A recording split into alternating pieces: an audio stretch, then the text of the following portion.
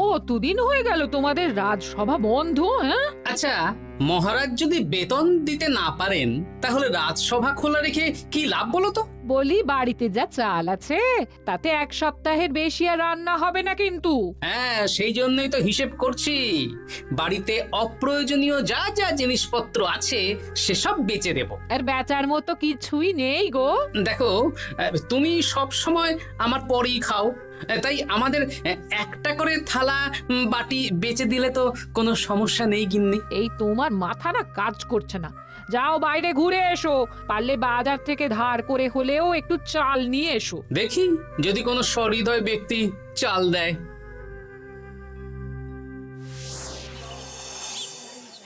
না গোপাল দাদা, বাজারের অবস্থা খুব খারাপ, আর আমি ধারে বিক্রি করছি না। আহা, আরে আমি কোনোদিন তোমার একানাও বাকি রেখেছি বলো?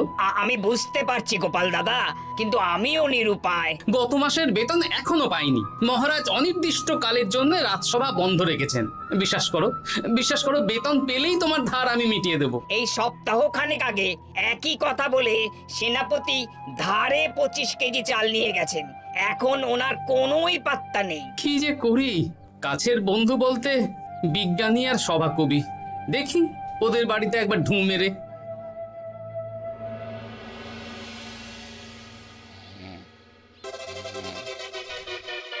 কৃষ্ণনগর কৃষ্ণনগর কৃষ্ণনগর শূন্য। হ্যাঁ, এবারে একটা মোহরও নেই। জাহাপানা সর্বনাশ হয়ে গেছে। কি হলো? পালে বাঘ পড়েছে নাকি?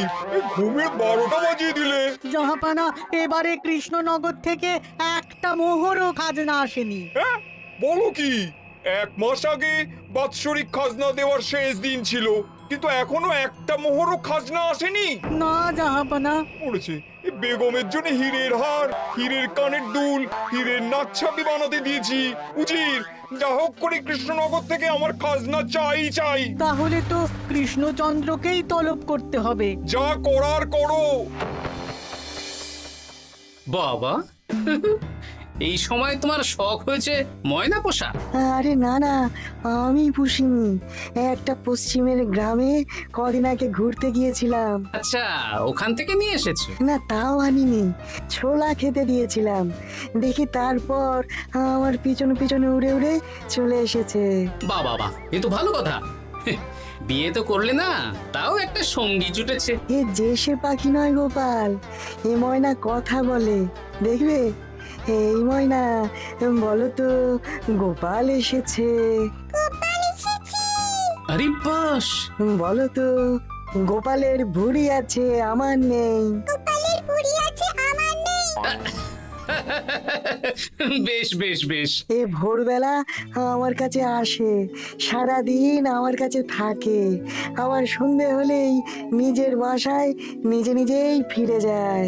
বুদ্ধিমান পাখি। ওই গ্রামে শাখে শাখে ঝাঁকে ঝাঁকে ময়না। বেশ, বুঝলাম। তা বিজ্ঞানী, তোমার কাছে আমি আসলে একটা দরকারে এসেছি। বলো কি দরকার? আসলে ওই টানাটানির সংসার চলছে, বুঝলে। বাড়িতে চাল বাড়ন্ত, কদিন পরে হাঁড়ি চড়বে না। তুমি কিছু পয়সা ধার দিতে পারবে? আরে এমন করে বলছো কেন? আমার তো সংসার নেই, এত খরচও নেই। তুমি বাড়ি যাও, আমি 2 বস্তা চাল পাঠিয়ে দেব। ধন্যবাদ বিজ্ঞানী, তোমার মতো বন্ধু পাওয়া মুশকিল। বন্ধুত্বে এইসব ধন্যবাদ দেওয়ার দরকার নেই, একে অপরের পাশে থাকলেই হলো।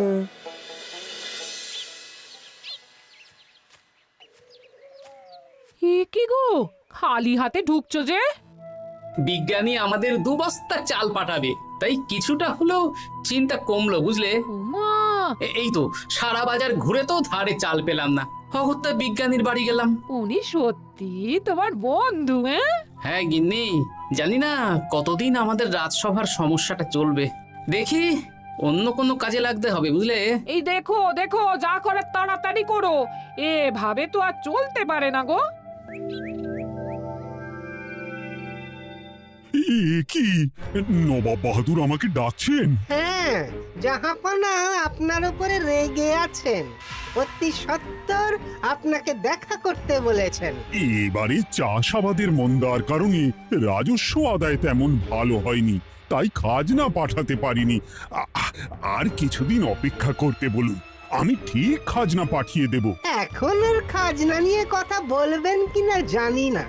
আপনাকে নবাব এই আদেশ পাঠিয়েছেন, আপনি 2 দিনের মধ্যে নবাব বাহাদুরের সাথে দেখা করবেন।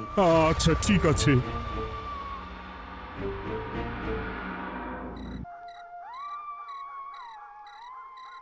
মহারাজ, এই বিপদের সময় আপনাকে একমাত্র একজনই সাহায্য করতে পারে, আর সে হলো গোপাল।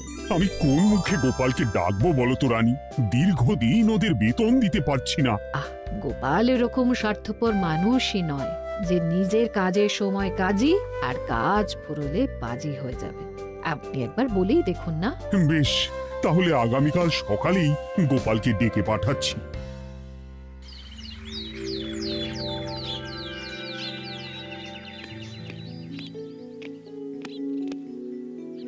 আসতে পারি মহারাজ? হ্যাঁ গোপাল, এসো এসো। মহারাজ, আমাকে হঠাৎ ডেকে পাঠালেন যে? শোনো, নবাব বাহাদুর বলেছেন ওখানে যেতে হবে, কারণ এবারে কৃষ্ণনগর থেকে কোনো খাজনা পৌঁছয়নি। মহারাজ, আপনি গেলেও বিপদ, না গেলেও বিপদ। হ্যাঁ, সেটাই তো আমাকে সবচেয়ে বেশি ভাবাচ্ছে, কিন্তু না গেলেই যে নয়। তাহলে এক কাজ করি মহারাজ, আমিও বরং আপনার সাথে যাই। যা বিপদ আসবে একসাথে লড়বো। ও গোপাল, তুমি যেন আমার বুক থেকে পাথর নামিয়ে দিলে। তোমাকে যে কি বলে ধন্যবাদ জানাবো। তাহলে কখন বেরোবেন বলুন? আজকে সন্ধ্যের দিকে বেরিয়ে পড়বো, তাহলে কাল সকাল সকাল মুর্শিদাবাদ পৌঁছে যাব। কতদিন থাকতে হবে তো কিছুই জানি না, তাহলে ওই 3-4টে জামা কাপড় ধুতি নিয়ে নেব, কি বলেন? হ্যাঁ হ্যাঁ, তাই নিও। তাহলে সন্ধ্যেবেলা রাজবাড়িতে এসো, একসাথেই বেরিয়ে পড়বো। আচ্ছা মহারাজ। বলি, তোমার কি মুর্শিদাবাদে না গেলেই নয় গো? আমাকে তো যেতেই হবে গিন্নি। জানি নবাব বাহাদুর কিভাবে ছক করে কল করে, তুমি সাবধানে থেকো গো। দেখো, আমি যখন যাচ্ছি তখন নবাব বাহাদুরকে এবার সাবধানে থাকতে হবে। হ্যাঁ, ঠিক আছে ঠিক আছে, মাথা ঠান্ডা রাখবে, বেশি ওস্তাদি করতে যাবে না। এমনিতেই আমাদের অবস্থা এখন ভালো নয়। আরে তুমি অতিরিক্ত চিন্তা করো না তো গিন্নি। জাহাপনা, গয়নাগুলো কবে আসবে? এখনো 2-3 দিন সময় লাগবে বেগম। এত সময় লাগছে কেন জাহাপনা? দেশের কোণে কোণে খুঁজে সেরা সেরা হিরে দিয়ে বানানো হচ্ছে যে, সময় তো লাগবেই বেগম। তাহলে তো অনেক খরচ হচ্ছে। তাও হচ্ছে বটে, কিন্তু তোমার জন্য আমি সব করতে পারি। আমাদের মুর্শিদাবাদের হীরালালের হাতের কাজ দেশের সেরা। আপনি সত্যি আমাকে ভালোবাসেন, আমার জন্য এত খরচ করে গয়না বানিয়ে দিচ্ছেন। তুমি খরচ নিয়ে এত চিন্তা করো না। কৃষ্ণনগর থেকে এই বছর ভালো খাজনা প্রাপ্য ছিল, কিন্তু এখনো একটা কানাকড়িও আসেনি। তাহলে আপনার গয়না বানাতে যা খরচ হবে সব আপনার সিন্দুক থেকে দিয়ে দেবেন? না না না, কৃষ্ণনগর থেকেই আদায় করব, ওকে তলব করেছি। আচ্ছা। সহিস, গাড়ি ছাড়ো। যথাজ্ঞা মহারাজ।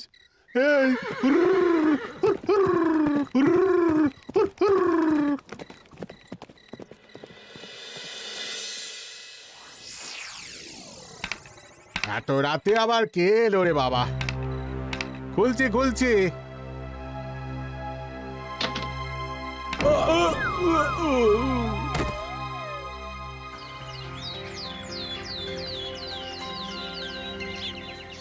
সর্বনাশ হয়ে গেছে জাহাপানা। কি হয়েছে হীরালাল? নবাব বাহাদুর, মহারাজ কৃষ্ণচন্দ্র আর গোপাল এসেছেন আপনার সাথে দেখা করতে। ওদের দরবারে আসতে বলো। হ্যাঁ, এবার বলো হীরালাল, কি হয়েছে? তোমার মাথায় পট্টি কেন? জাহাপানা, গত রাতে আমার সর্বস্ব লুট হয়ে গেছে। বলো কি হীরালাল? তোমার কাছেই তো বেগমের হীরের সব গয়নাগাটি বানাতে দিয়েছিলাম। হ্যাঁ জাহাপানা, সব গেছে। আমার মাথায় মেরে সব লুট করে নিয়ে গেছে। এবার আমি কি করব জাহাপানা? বেগম সাহেবা, আপনার গয়না যে হীরালাল শেখরার কাছে জাহাপনা বানাতে দিয়েছিলেন, ওনার সব লুট হয়ে গেছে। মানে আমি এক্ষুনি নিজের কানে শুনে এলাম, এখন হীরালাল শেখরা এসেছে। আমি এক্ষুনি যাচ্ছি। কি করব জাহাপানা? আমার তো সব শেষ হয়ে গেল। আমি কোনো কথা শুনতে চাই না। আমার ওই হীরের গয়নাগুলো চাই। চাই বললেই তো পেয়ে যাবে না। এখন এই গয়না শুধু নয়, হীরালালের সব সোনা দানা চুরি হয়ে গেছে। সেগুলো খুঁজে পেতে হবে। বিগত কয়েক বছর আমার মুর্শিদাবাদে কোনো চুরি ডাকাতি হয়নি। প্রত্যেকটা গ্রামবাসী সুখে শান্তিতে আছে। বাইরের কোনো শত্রু আসারও সুযোগ নেই। গ্রামের সীমানায় দিন রাত প্রহরী থাকে। যদি এসেও থাকে, পালাতে পারবে না। এবারে তাহলে চোরটা কে বুঝবো কি করে? এসব সামান্য চোর ধরার কাজ আমার কাছে নস্যি।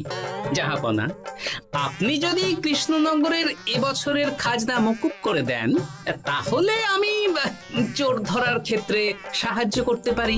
ঠিক আছে কৃষ্ণচন্দ্র, তোমার এই গোপাল যদি চোর ধরে দিতে পারে, তাহলে এবছরের খাজনা মুকুব। আগে আমি ওই শেখরার সাথে একান্তে কিছু কথা বলতে চাই। বেশ, প্রহরী প্রহরী, তুমি গোপাল আর শেখরাকে একটা ঘরে নিয়ে যাও। আসুন। এবার আপনি চুরির ঘটনাটা বলুন। চুরি না, ডাকাতি। সে যাই হোক, বলুন বলুন। গতকাল রাতে, তারপর সকালে জ্ঞান ফিরে ঘরে গিয়ে দেখি সব ফাঁকা। আমার ঘরের সাথেই লাগোয়া দোকান। আচ্ছা, দেখুন, আমি আপনার কথা শুনে আর একটু আগের যা আলোচনা শুনলাম, তার থেকে মনে হচ্ছে এই চোর স্থানীয় চোর। কি করে বুঝলেন? কারণ বাইরের চোর হলে তো এত নিখুঁত কাজ করা সম্ভব নয়। চোর নিশ্চয়ই আপনাকে ব্যক্তিগতভাবে চেনে। হ্যাঁ, এবার মশাই আপনি বলুন তো, আপনার কোনো শত্রু আছে? না, শত্রু নেই তেমন। আমার সাথে কারো সম্পর্ক খারাপ নেই। আর আমাদের পাড়ায় সবাই ব্যবসায়ী, সবাই সম্ভ্রান্ত লোকজন। বেশ, তাহলে সব ব্যবসায়ীদেরকেই ডাকতে হবে। আমি নবাব বাহাদুরকে বলে দিচ্ছি, আপনি এখন আসুন। নবাব বাহাদুর, আপনি ওই গ্রামের সকল ব্যবসায়ীদের আপনার মহলে ডাকার ব্যবস্থা করুন। সবাই কিন্তু বেশ সম্ভ্রান্ত ব্যবসায়ী। সে হোক না, ওই গ্রামে তো সবাই ব্যবসায়ী, আর বাইরের কোনো লোক গ্রামে ঢোকেনি বা বাইরেও যায়নি। তাই যদি কেউ চোর থেকে থাকে, তাহলে ওই ব্যবসায়ীদের মধ্যেই আছে। বেশ, আমি সবাইকে আমার মহলে নিয়ে আসার ব্যবস্থা করছি। আর একটা ফাঁকা বড় ঘর চাই, যেখানে চোর ধরার পরীক্ষা হবে। আর সেই ঘরে আমাদের কৃষ্ণনগরের ঘোড়া চোর ধরবে। হ্যাঁ, ঘোড়া চোর ধরবে? হ্যাঁ, যে ঘোড়ার গাড়িতে আমরা এসেছি সেই ঘোড়া। যদি চোর না ধরতে পারো, তাহলে পুরো খাজনা তো গায়ের জোরে নেব, সাথে সাথে কৃষ্ণনগরটাও কেড়ে নেব।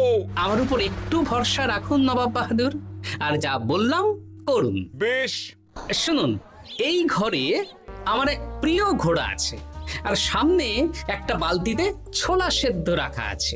আপনারা সকল ব্যবসায়ীগণ একে একে যাবেন, দরজা ভিতর থেকে বন্ধ করবেন, আর ঘোড়াকে এক মুঠো করে ছোলা খাইয়ে ফিরে আসবেন। তারপর কি বাড়ি চলে যাব? না, সবার ছোলা খাওয়ানো হয়ে গেলে আমি ঘোড়ার কাছে যাব, আর ঘোড়া কানে কানে আমাকে বলে দেবে কে চোর। তাহলে আর দেরি কেন, সবাই একে একে যাও।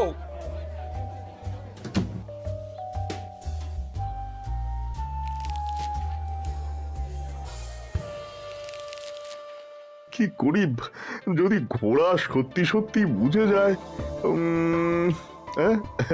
ছোলা খাওয়াবোই না। ব্যাস, ছোলা খাওয়ানো হয়ে গেল। এবার এবার গোপাল বলো তো কে চোর? দাঁড়ান, ঘোড়ার মুখের কথা শুনে আসি। আমি বলে দিচ্ছি জাহাপানা, গোপাল এসব মস্করা করছে, সব মস্করা। ঘোড়া বলে দিয়েছে কে চোর। বলো গোপাল, কে চোর? তার আগে সকল ব্যবসায়ীর হাত দেখে আমি পরীক্ষা করতে চাই। সে দেখো, কিন্তু বলো কে চোর? দেখি দেখি না, দেখি আপনারটা। না, আপনিও না। না, আপনিও না। একই মশাই, চুরিটা তো আপনিই করেছেন, আপনিই চোর। কি উল্টো পাল্টা কথা বলছেন? আমি চুরি করিনি। হ্যাঁ, আপনিই চুরি করেছেন, তাই ভয়ে ঘোড়াকে ছোলা খাওয়াননি। কারণ আমি ছোলার মধ্যে রান্নার হলুদ গুঁড়ো মিশিয়ে রেখেছিলাম, তাই যারা যারা ঘোড়াকে ছোলা খাইয়েছেন সবার হাতেই হলুদ রং লেগে আছে। শুধু ওর হাতে নেই। ভাই, শেষে তুই? তোর মনে মনে এত হিংসা? ভাই মানে? আরে ও তো আমার খুড়তো ভাই পান্নালাল, ওরও সোনা গয়নার ব্যবসা। ব্যাস, এবার তাহলে বলেই দিন পুরো ব্যাপারটা, কারণ এখান থেকে পালানোর কোনো পথ নেই। ভুল হয়ে গেছে জাহাপনা, আমার দাদা আমার থেকে অনেক বেশি রোজগার করতো, তাই আমার মনে মনে হিংসে ছিল। তারপর বেগম সাহেব আর হীরের গয়না বানানোর এত বড় বায়না পেল, তাই হিংসা আরো বেড়ে গেল। আর তুই চুরি করলি? চুরির সব জিনিস কোথায় আছে? আমার বাড়িতেই আছে জাহাপনা। সাব্বাস গোপাল, সাব্বাস। তোমার কি বুদ্ধি! তাহলে জাহাপানা, কথা মতন আমাদের এই বছর তাহলে খাজনা দিতে হচ্ছে না। না, কথা যখন দিয়েছি তখন আমি তো আর কথার খেলাপ করতে পারি না। আচ্ছা গোপাল, তোমার তো এত বুদ্ধি, আমার একটা শখ পূরণ করতে পারবে? কি শখ বলুন নবাব বাহাদুর। আমার অনেক দিনের ইচ্ছে একটা হাওয়া মহল বানাবো, কিন্তু ঘরামি রাজমিস্ত্রি কেউই বানাতে পারবে না বলছে। তুমি কি বানিয়ে দিতে পারবে? আগে পারবো জাহাপনা, কিন্তু তার বদলে আমি কি পাবো? আগামী 5 বছর কৃষ্ণনগরের খাজনা মুকুব, আর তোমাকে আমি 100 মোহর উপহার দেবো। বেশ, তাহলে আপনি আমাকে দিন 7 সময় দিন, আর 7 দিন পরে আমার বাড়ির সামনে চলে আসুন। হাওয়া মহল বানিয়ে রাখবো, আপনি নিয়ে যাবেন। বেশ, তাহলে 7 দিন পরে কৃষ্ণনগরে দেখা হচ্ছে। যদি না বানাতে পারো তাহলে কিন্তু আগামী 5 বছর কৃষ্ণনগরকে দ্বিগুণ খাজনা দিতে হবে, এই আমি বলে দিলাম। বেশ, রাজি।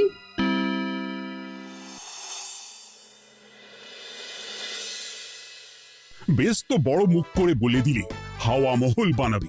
রাজি রাজি।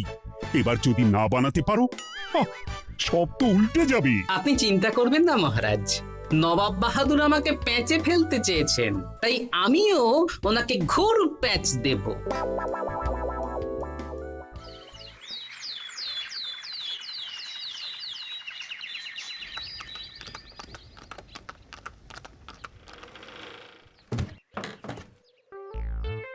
কি গোপাল, আরে কোথায় আমার হাওয়া মহল? 7 দিন হয়ে গেছে তো, তাই মহল দেখতে চলে এলাম। কাজ একদম শেষ পর্যায়ে, চলুন পশ্চিমের মাঠে চলুন। গিন্নি, তুমি মহারাজকে খবর দাও আর বলো পশ্চিমের মাঠে চলে আসতে। আরে তাড়াতাড়ি কর, তাড়াতাড়ি কর। ওই দেখুন, আপনার হাওয়া মহল তৈরি হয়ে গেছে। কই? উপরে দেখুন। ওরে, নবাবের হাওয়া মহল বলে কথা, ইট কথা হয়ে গেছে। এবার রং কর, রং কর। হাওয়া মহল রং করছি তো, এত তাড়া দিস না। আরে তাড়াতাড়ি কর, তাড়াতাড়ি কর। আরে এসব আবার কি? ময়না পাখি হাওয়া মহল তৈরি করছে? হ্যাঁ, হাওয়া মহল তো, তাই হাওয়াতেই তৈরি হচ্ছে। হাওয়া তো আর চোখে দেখা যায় না, আমি তৈরি করিয়ে দিয়েছি। এবার জাহাপানা আপনি নিয়ে যান। হয়ে গেল, এবারেও গোপাল দাও মেরে দিল। মানে আমি কি করে? সে তো জানি না জাহাপনা, আপনি বলেছিলেন হাওয়া মহল বানিয়ে দিতে হবে, আর আমি আপনার আবদার পূরণ করেছি। এখন আগামী 5 বছর আমরা খাজনা মুক্ত। সাব্বাস গোপাল। ওরে, রংটা ভালো করে কর, ভালো করে কর। নবাবের হাওয়া মহল। গোপাল, তুমি সত্যিই বুদ্ধিমান, তোমার বুদ্ধির জবাব নেই। শোনো, আগামী 5 বছর কৃষ্ণনগরের খাজনা মুকুব, আর এই নাও তোমার 100 মোহর উপহার। এবার বলো তুমি এই অসম্ভবকে সম্ভব করলে কি করে? আমি বুঝতেই পেরেছিলাম আপনার মুর্শিদাবাদের চোর ধরার পরে আপনি আমাকে যখন হাওয়া মহল বানাতে বললেন তখন নিশ্চয়ই কোনো উদ্দেশ্য আছে, কারণ আপনি তো মন থেকে চাননি যে খাজনা না দিয়ে আমরা মুক্তি পাই। তাই গোপাল এই চালটা চাললো। যদিও আমি গোপালকে একটু সাহায্য করেছি। কিরকম সাহায্য? কদিন আগে আমি বিজ্ঞানীর ঘরে গিয়ে দেখি একটা ময়না হুবহু মানুষের মতন কথা বলছে, আর বিজ্ঞানী বলল এরকম অনেক ময়না পাখি আছে। ব্যাস এই এক সপ্তাহ ধরে আমি ময়নাগুলোকে বিভিন্ন বুলি শেখালাম, আর ওরা সেগুলোই বলে চলেছে।